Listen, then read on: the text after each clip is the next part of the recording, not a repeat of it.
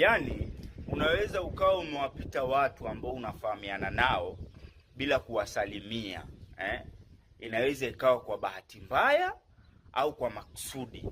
Kwa makusudi inakuwa sio sawa, lakini mara nyingi inakuwa kwa bahati mbaya, kwa sababu hata we ni binadamu.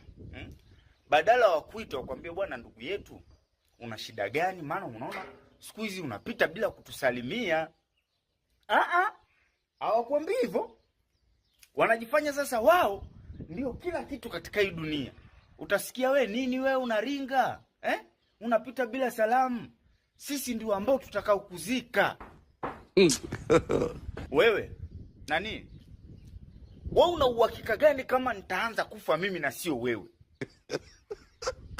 Umeongea na Mungu kwamba mimi ndo nitatangulia, nitakuacha kama mimi ndo nitakaye kuzika.